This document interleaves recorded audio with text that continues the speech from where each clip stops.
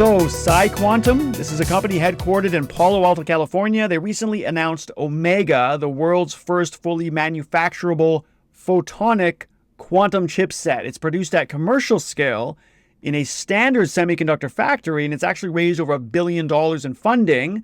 This is led by BlackRock, Temasek, Bally Gifford, and it's even got participation from NVIDIA's venture arm, and it has about a $7 billion valuation. So this is impactful because it moves quantum computing out of the research lab prototype stage, which is usually the only thing we hear about, and into industrial manufacturing, right? It puts the company on a concrete path to build the first utility scale, fault-tolerant quantum computer. Okay.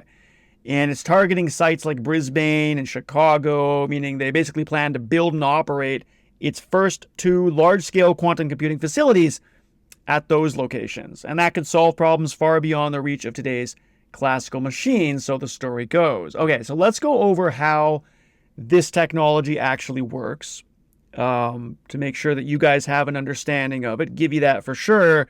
And then as usual, I'll come in and de-hype what needs to be de-hyped, I think. Okay, so the process begins with an ordinary computational problem, such as factoring a number or maybe simulating a molecule, right? So this is what's done with powerful computers.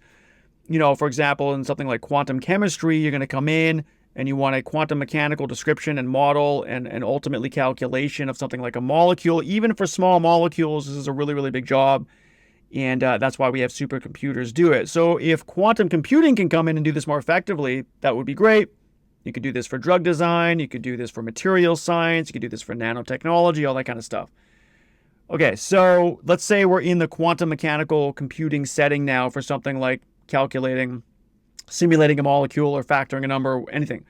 A normal computer will translate that problem into a sequence of quantum steps that will then solve it. So what does that mean? Well, ordinary or classical steps only deal with definite values. A bit is either going to be 0 or 1, right?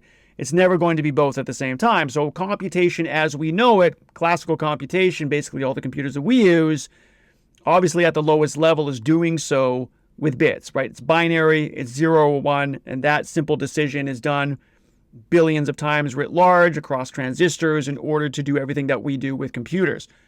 Quantum steps can do 3 extra things that have no classical equivalent, and it's those 3 extra things that allow them to potentially do computation far more quickly, which brings us to the advantages of simulating a molecule far more effectively and all the implications that would have, factoring numbers, which has major implications in things like security, online security, encryption, and all that kind of stuff. And obviously just anything you could solve with computers would be done that much more effectively. Okay, so let's understand the 3 main advantages that quantum computing bring into this, so we understand why it's different, if you don't know already, right? So one, you put a piece of information into a mixture of 0 and 1 at the same time. This is made possible via the property known as superposition, right? You get that from quantum mechanics. So you can take 2 quantum states and they can kind of be almost in the same state at the same time. It's as if they're one thing. So those zeros and the ones that you would normally do with binary, you do it as a superposition. So you can put all the information into a mixture. That's new. The other one, a second property would be you can link several pieces of information so that they stay connected no matter how far apart they are. That's called entanglement. It's kind of casually called spooky action at a distance, which Einstein may or may not have referred to it as. So you got superposition, you have entanglement, and then you've got this third one, which is to actually measure the mixed or linked information in ways that you can extract answers that ordinary computers would not be able to extract. An ordinary computer, would not be able to do it efficiently. Maybe you could still do it, but it would just take a very, very long time. Okay, so you've got the superposition, you've got the entanglement, and then you've got the ability to measure the mixed or linked information in ways that extract the answers, right, that ordinary computers cannot reach efficiently. And we'll get into a little bit more of that detail. Okay, so again, we're just talking about quantum computing in general, making sure you understand the steps of how it works. Now, those steps cannot be carried out on ordinary bits. You can't do the zeros and ones, definitely not efficiently. Well, you can't do those steps at all because those steps are involving superposition and entanglement, right? So how do you do it? Well, they require delicate quantum information that can exist in mixtures of 0 and 1 at the same time.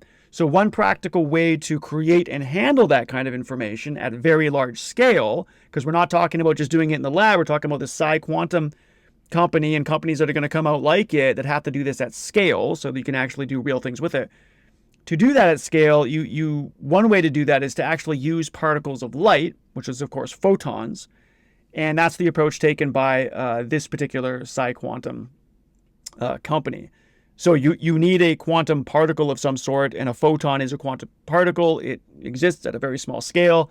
Things that exist at that small scale exhibit quantum properties. So you are able to do things like the superposition and the entanglement that you need to get the computation to go beyond what binary can actually accomplish. Okay, so that's cool. So we can use photons, and there's things you can do with them on chips, as we'll see.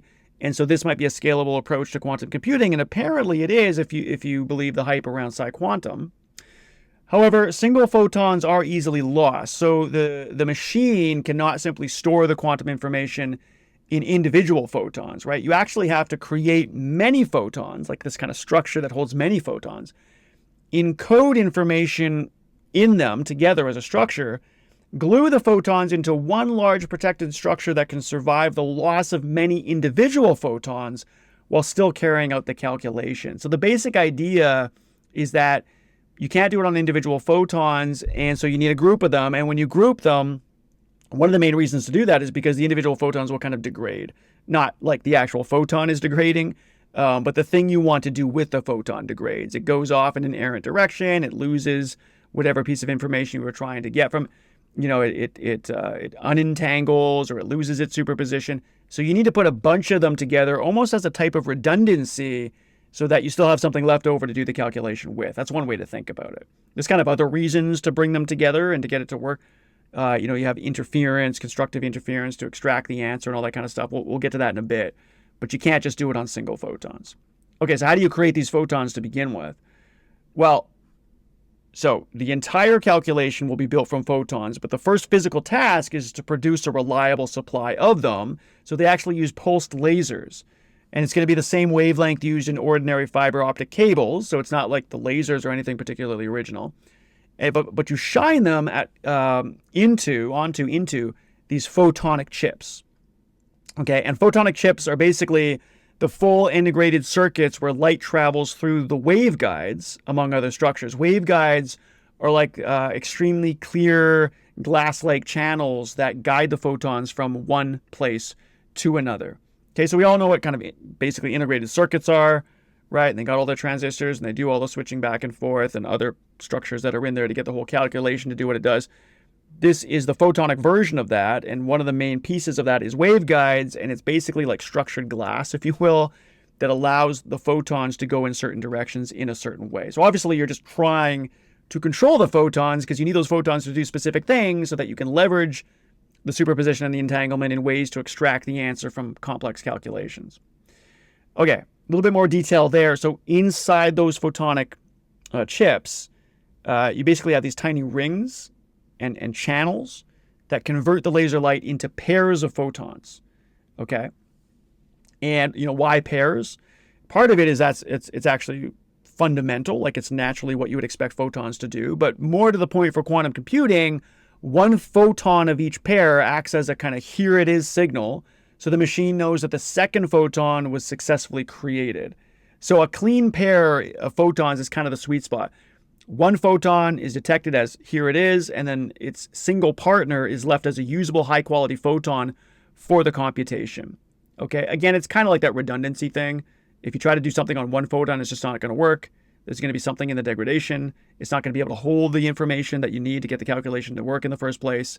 Photons naturally kind of form in pairs. So everything is good about getting this kind of, and it's basically a dual rail system that they have where they go, two photons, I guess, go one in each channel. And that's almost like the original binary 1 and 0, but then they can be entangled and they can take advantage. So the two photon system just makes sense for what you're trying to do to leverage the quantum information via photons. And again, there's a bit of redundancy. There's like one will confirm that the photon is there, and then you can look at the other one and do what you need, is one way to kind of think about it. So many of those creation attempts will fail. You're shining the laser light, the pulsed laser, onto the photonic chip. A lot of them don't work. So the machine, right, that something like PsiQuantum would be creating, it needs to make very large numbers of attempts at the same time. Again, that redundancy comes up, right? Like just do it a bunch of times because a lot of them, maybe most of them aren't going to work. You definitely need some of them to work. So just have a really good supply of photons. So you get these kind of fast optical switches that keep the successful photons and basically discard the failures. So you kind of need the sophisticated switching to happen to make sure you're grabbing the photons that you can use and then subsequently use them for the calculation, discard the ones you don't. Almost like a clean filtering that needs to happen. So the surviving photons are immediately assembled into this kind of small, ready-made entangled clusters. Remember I said you got to bring photons together into larger structures to do what you want. And these are this is really the first building blocks of these large protected structures that will later hold the quantum information. Why are they protected? Again, you're trying to avoid the degradation that is so easily occurring in these quantum computers. I mean, it's the biggest challenge with quantum computing. It's not even getting quantum stuff to do the computing. It's getting them to do it reliably without the degradation happening, right? This is why you use temperatures that are almost at, just a few degrees above absolute zero. You got all this encasing. You're trying to avoid the outside noise, right? You're really, really trying to protect it so the thing can happen in the first place. So you got these small entangled clusters of photons. They're made by taking a few of the surviving single photons, right? And then you send them through a series of simple optical devices. These are things like beam splitters and phase shifters. And they're all kind of built essentially into the same photonic chip. Okay, so those devices will mix the paths of the photons in carefully chosen ways. And when the mixing is done correctly, the photons become linked together so that the state of one is tied, if you will, to the state of the other. And that linkage is the entanglement. Okay? So it's not like the photons are just coming entangled the way that you want, right? You're using these waveguides, you're using these beam splitters, you're using phase shifters, you're using special filtering. Right, you got to get rid of the photons you don't want, keep the ones you do. They got to be assembled into kind of these larger redundant structures. You got to get them entangled in a way that you know they are entangled so that you can leverage that for the computation. It's a huge engineering challenge, right? And this is just quantum computing basically in general, although we're focusing on the photon version because this is specific to what PsiQuantum as a company would be doing. Okay. We're not done yet. Now we got to put information into the photons. This is just kind of the setup, everything I've said so far. Okay, so now we've got the usable photons that actually exist. We've done the filtering, we've done the beam splitting, blah, blah, blah. So each one must be given quantum information so it can actually participate in the calculation. Okay, so how do you do that? Well, this is done by sending, let's say, a single photon along two parallel paths, like two train tracks side by side, right? So I mentioned this before. So this is, we've kind of filtered all of the photons that we want. Now we're really going to get them into the two main tracks here. The photon on the left, let's say, would be 0. The photon on the right would be 1. And the photon traveling on both paths at once would be a quantum mixture of 0 and 1 is a way to think about it. Now, of course, that sounds super counterintuitive. Welcome to quantum mechanics. What would it mean for a particle to be on both paths at once? But that's exactly the kind of surprising things that quantum particles are able to do, right up there with things like quantum tunneling, where you can go past an energy barrier that classically you would not be able to do, and so forth. Okay, so these information-carrying photons are still only in small clusters, but then you've got to move them to the locations where the clusters can actually be joined together. So that you've got the small clusters, you've got to make bigger clusters. Again, it's got to be enough of a structure that can actually hold the information to allow the calculations to occur. And you can't just create these clusters from any old photons. You got all this filtering and railing and beam splitting and all the things that the optical chip, these photonic chips need to do to just, in a pure sense, create small clusters and then bigger clusters so that you have enough of these entangled photonic encased, enclosed, protected structures that can hold the information to begin with. You're not going to do any computation without information. Something has to hold it. And we need a very specific thing to hold it, which is these entangled photons, right? Okay, so the next move is you got to move them to locations where the clusters can actually be joined together. So the photons that now carry... So how do you move the photons to where they're needed, right? Well, the photons that now carry information travel through extremely clear glass like channels inside the chips. So again, there's just more of this kind of clear glassing, railing, directing of photons, right? The small optical devices split, recombine, and adjust their paths wherever they're needed. You get the very fast switches made with a special material called barium titanate. It routes each photon to the correct place, continues selecting successful photon sources, and it kind of reacts to whatever the earlier results were. You have these short optical delay lines, which temporarily hold photons basically whenever different parts of the machine need to wait for one another so that the timing stays synchronized, right? So you're doing splitting and railing and beam pathing and all this kind of stuff, phase shifting, whatever, but things have to come together at the right time. Of course, this is like essentially happening at the speed of light, right?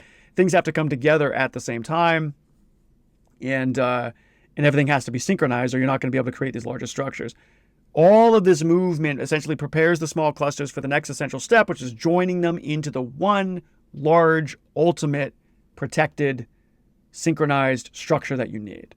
Okay, so how do you build that protected structure? So the small clusters still cannot protect the quantum information on their own. So the photons from different clusters are therefore brought together inside special devices that attempt to glue the clusters into larger and larger pieces.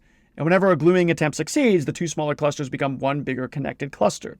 Okay, and as more successful gluings occur, the connected structure kind of grows until it forms one large fabric, if you will, that can hold the quantum information safely. Okay, now so finally we've kind of reached this point where all the photons are glued together correctly and at a big enough size, if you will, extent that it can hold the level of information needed that you actually need to compute. Now, there's inevitable failures that happen, right? I was talking about redundancy and stuff like that. Like, not every gluing attempt succeeds, and individual photons, essentially continue to be lost throughout this entire process. Well, instead of stopping, the machine simply records the exact locations at every missing photon and every failed connection. So the large structure was deliberately designed so that losing a limited number of photons is like losing a few bricks from a big wall. Right, the wall as a whole remains standing and continues to protect the information inside it. Again, keep saying that word, redundancy, right? Put more in there than you need. It's like you go to build a bridge, you're going to build that bridge 6x, right? 6 times what you actually need, because you're not going to build it exactly to the specifications that holds the weight you think, because that's too risky. Like, it might work. Do it 6 times more, right? Build in the redundancy, put struts and whatever, buttresses, whatever they're called, that are 6 times stronger than they need to be so that you've got that extra margin, right? So to make that structure truly, truly large enough, why? Well, a useful calculation needs a protected structure far bigger than one chip can hold. So even everything that we're talking about in a single chip it's not enough. Like, you need a bigger structure to hold all that information. So photons are therefore sent from chip to chip and from cabinet to cabinet, as they say, just the different names of how these kind of chips are stacked together. And they'll do that through ordinary fiber optic cables. So you got these kind of special low loss connectors, right? Low loss, you don't want to lose the photons, too many of them. So you got these low loss connectors that keep most of the photons intact, even over distances of hundreds of meters. Okay, so you can start linking bigger and bigger systems together. The linking allows many separate photonic modules to essentially act together as one much larger quantum computer, right, whose protected structure is big enough for practical problems. Okay. So what about carrying out the actual calculation? So how does this even happen? Well, once you have the large protected photonic structure existing, right, inter-chip communication, everything that we were talking about, 90% was like within a single chip, and now the chips are communicating over larger structures or, via these kind of standard fiber optic cables, low loss. Okay, so once you have a large protected structure existing, the original sequence of quantum steps can finally be performed, right? So what you basically have a translation of what steps need to occur in order for, let's say, simulating the molecule or doing the factoring on the numbers or whatever it is you want to do, right? So rather than moving the information through physical gates, the machine makes carefully chosen measurements on different parts of the structure. And each choice of measurement advances the quantum information exactly as the required step demands. So you kind of have this quantum analog to the way that you think a regular calculation step would need to happen, right? Like, first we need to, classically or normally you might say, first you need to I don't know, factor these little numbers or carry the one, right? Or do something, reorganize this information, get it aligned. Whatever the step is, there'll be some kind of physical quantum reality to implementing that step. Some physical quantum step will represent what that step would be, let's say more classically, right? And it is, essentially at a high level, you can think of it like that. So each choice of measurement advances because you're doing a measurement on the quantum system. You're getting a result from that measurement. That measurement result means something from a calculation step standpoint. Okay, we think of all the problem solving in terms of doing a calculation. So each choice of measurement advances the quantum information exactly as the required step demands, and it has to be exact. By measuring one region after another in the proper order, the calculation essentially unfolds inside the protected structure until it is complete. And so you have to detect what happens. So every measurement produces a physical signal that must be recorded.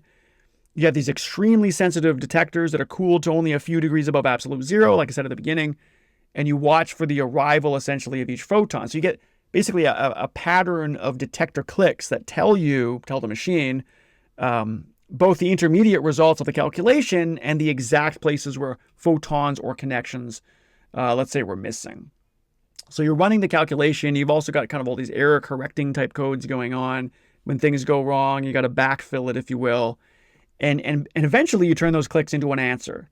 So the raw detector clicks are not yet the final answer. A normal computer, the classical kind, has to continuously examine every click. Okay, and as it's doing that, it's basically accounting for every missing photon and failed connection. It's keeping track of how the random successes and failures affected the evolving calculation.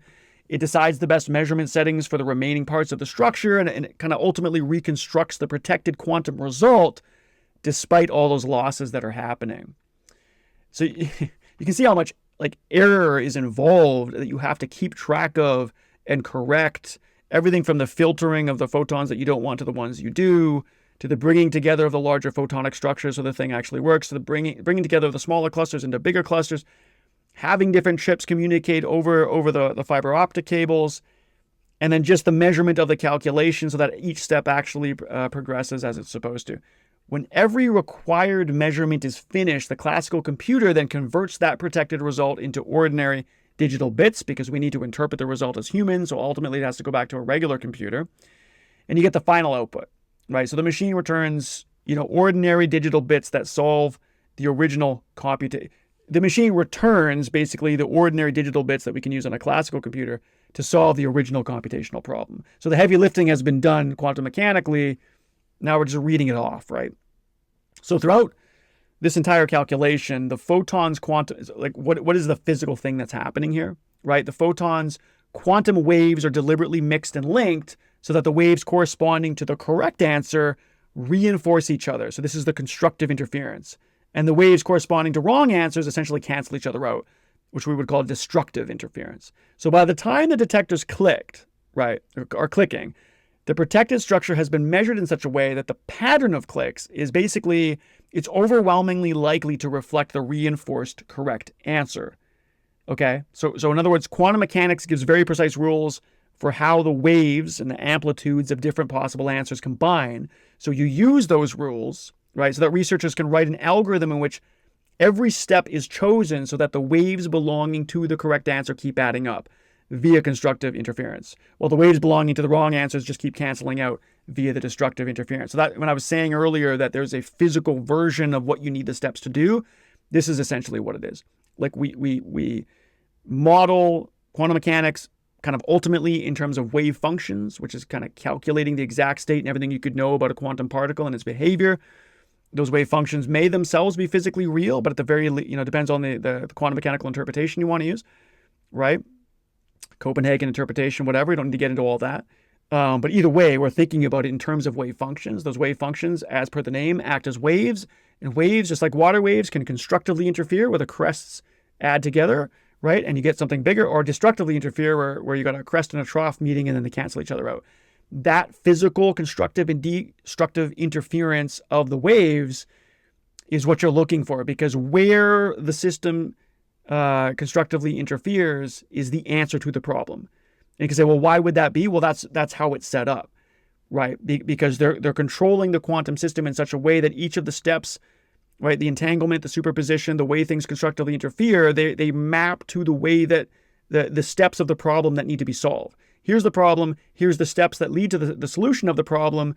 Create a physical version of each of those steps so that ultimately where you get the constructive interference is the answer of the problem. It's how it's set up. So as long as you can get the system to reliably perform without error or correct the errors as they go, and things can communicate, and you have big enough photon quantum systems that can hold the information, as long as you have that, it really just comes down to observing the constructive interference of the system you created, right? And set up such that that will represent the answer. I hope that makes sense. Okay, so why does this whole chain actually work? Well, photons hardly interact with their surroundings, so the quantum information they carry stays intact for a long time. All the potential degradation notwithstanding, right? Their only serious weakness is that they are easy to lose. So it's not that photons don't hold information very well. They actually do, but the photons themselves are easy to lose, right? So the architecture never really tries to prevent every loss. That's just impossible. Instead, it creates many photons in parallel, keeps the successful ones, records the failures, and relies on the large protected structure to absorb the missing pieces, as we just discussed, right? So because the photonic chips are made essentially with standard semiconductor manufacturing, large numbers of them can be actually produced and assembled into fridge-sized cabinets, there's that word cabinet, that scale in the same way that ordinary servers scale in a data center. So from end to end, that's the chain of events that tells you why this is possible in the first place at scale, and why photons seem like a pretty good choice. Okay, so all of that is real. All of that is possible. And when you get companies like PsiQuantum coming out, it's not like it's all hype. It's like, yeah, this is real technology. They can do this stuff. But let's just temper this a little bit so we understand what is absolutely possible from a scaled perspective, like bringing it into the real world, and what we have to be a little bit more careful about in terms of the hype and the narrative. So when we say, or when PsiQuantum say, or the media says, utility scale and soon timelines, right? Well, okay, so PsiQuantum has shown high-quality individual components and small circuits on their Omega chipset, true.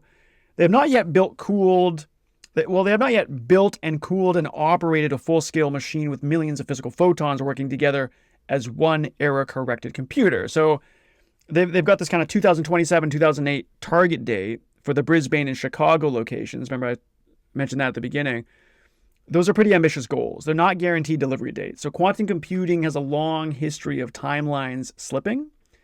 And this could very easily be another one. Maybe not, but it's not like that's definitely going to happen in the 2027, 2028 target. It's definitely ambitious. Making those targets probably helps with raising the money you need, right? Doesn't mean it's fake. It's just that that's a very, very ambitious thing.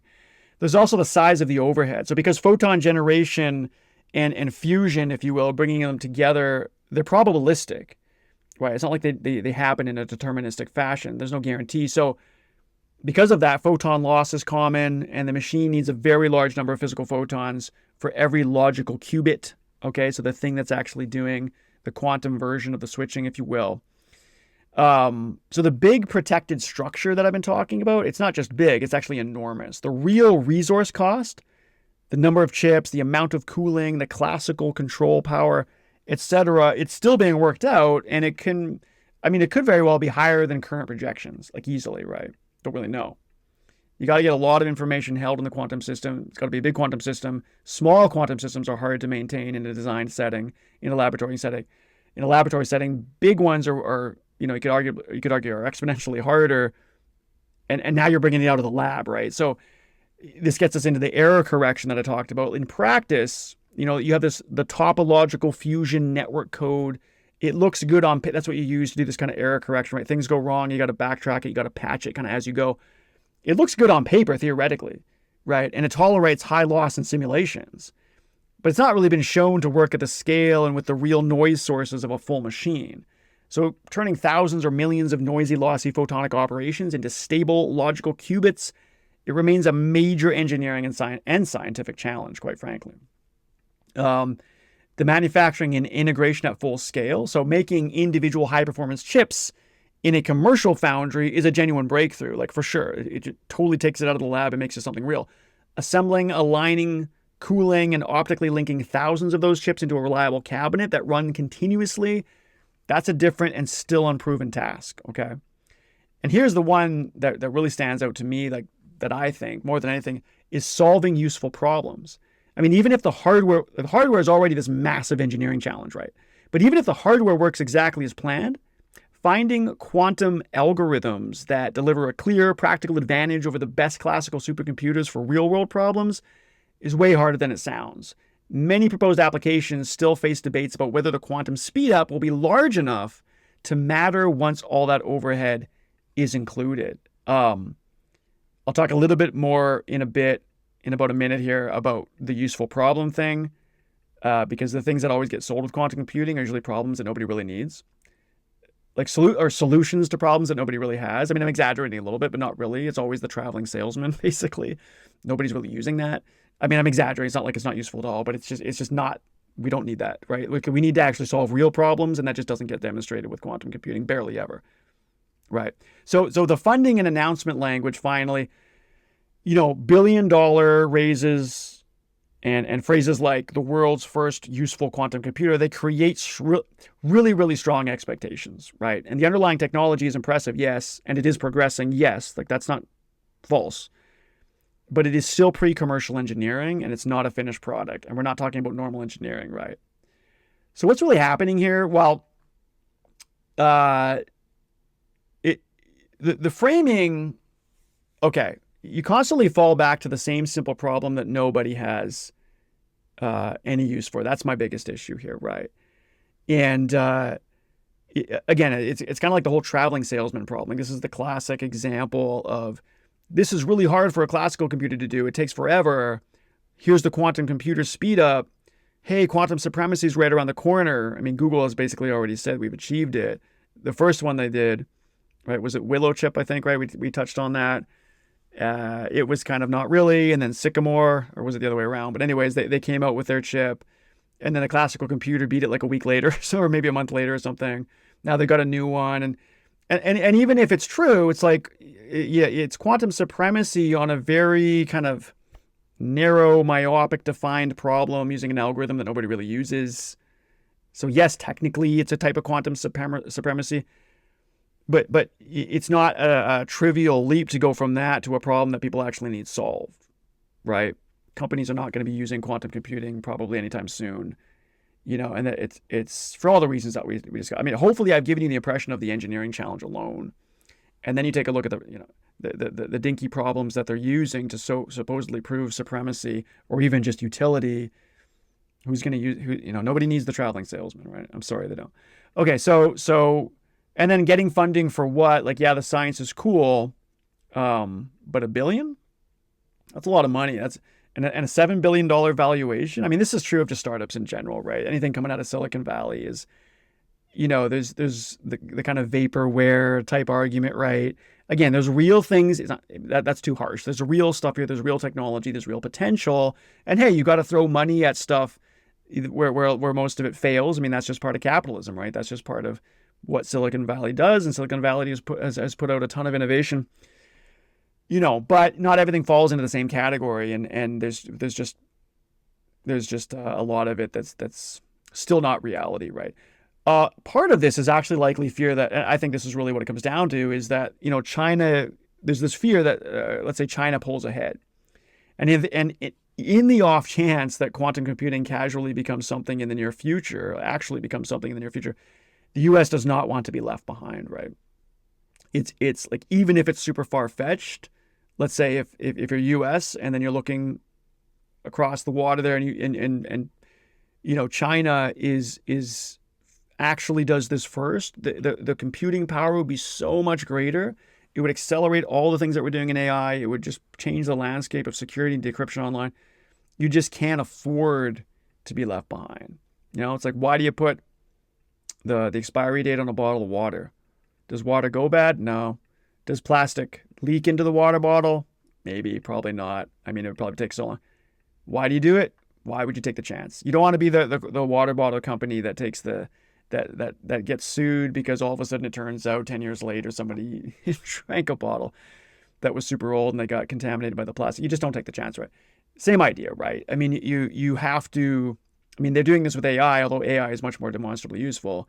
But with quantum computing, the upside is so big that you just can't chance being left behind on it. It's just not worth the risk. So maybe that alone justifies the $7 billion valuation and the $1 billion of funding from BlackRock and what have you. All right. That's it for this episode. Thanks everyone for listening. And for those of you who are watching, and if you want to dig deeper into the science, go ahead and check out dekyon.io, dekyon.io. Check out my Dekyon app for science in perspective and dig into this science even more, learn about and review the core concepts that I talked about, get into a chat with AI on this and other specific episodes. Go join a forum to have conversations. Join the study space where you can just kind of test yourself and learn about this stuff. Go look at the data visualizations for the various concepts and how they're connected. Get access to the full transcripts, get access to nice summaries and little slide decks that take you through the journey of what I've spoken about, and go as deep as you want. Don't stop here, continue your learning. All right, thanks everyone. Until next time, take care.